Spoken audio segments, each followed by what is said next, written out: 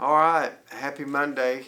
Thank y'all for joining us today. We're in court again. We'll start at 11 o'clock with some of that Brandon Council motions. It shouldn't last too long, but and it's always a process, so we're going to be doing that. We've been in court every week this month, the month of June, from the 1st through. But this week is a lot. We're leading into the 4th of July. In fact, I guess Friday we're off this Friday in celebration, and Saturday is the 4th. So I'm always like I've turned into my father, but it's important. Alcohol and cars don't mix. Don't. There's Uber. There is Lyft. There's taxi cabs. There's designated drivers.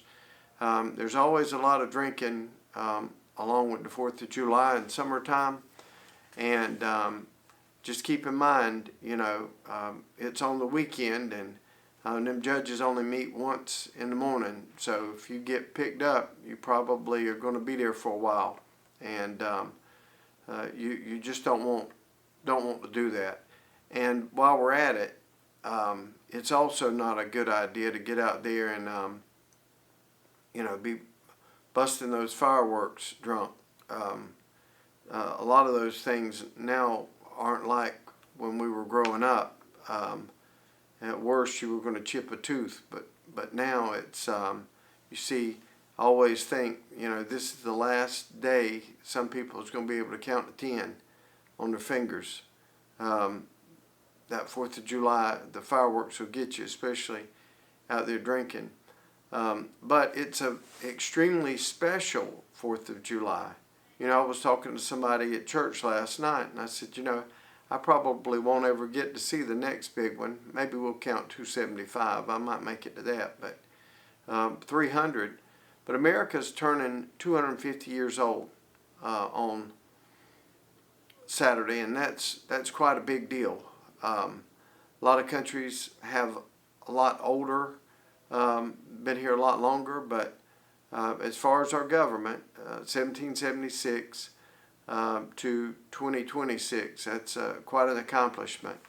And I was reading where way before 1776, the Pilgrims and the Puritans were fleeing England with religious oppression. They were being told how to worship. They were being told, and from the very beginning, Americans have not been people that like to be told what to do.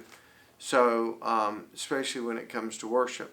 So, out on the bay, the Hudson Bay, overlooking what would later be Manhattan and New York City, sat John Winthrop.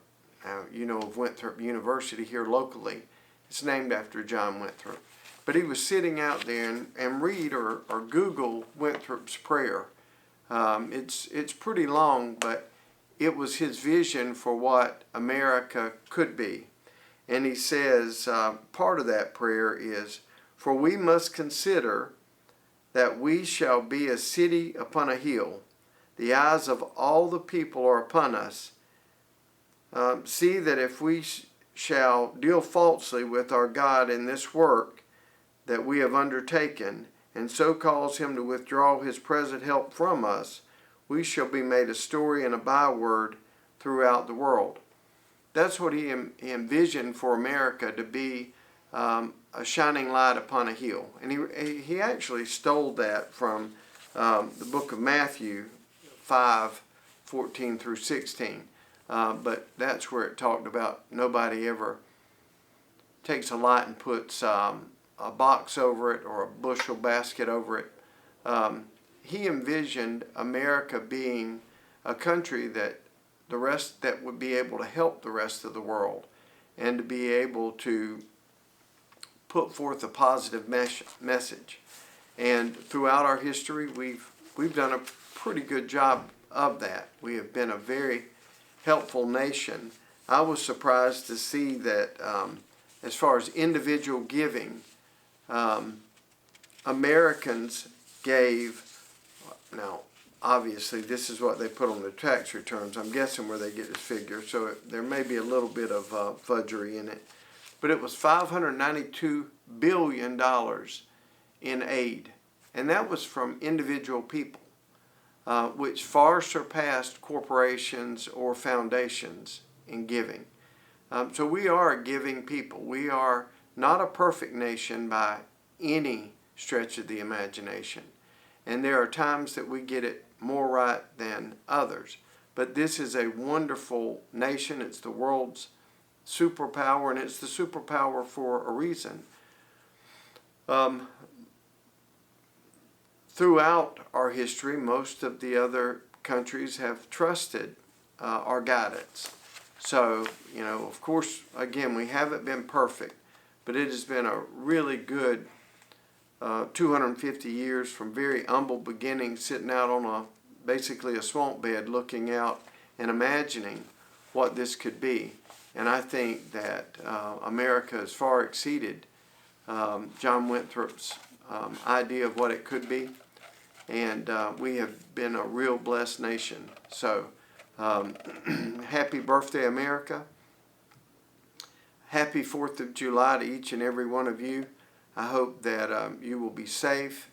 Make sure, again, not to drink and drive, not to get in a car with anybody that does. And just be safe and celebrate and pause to think about how far we've come from such humble beginnings.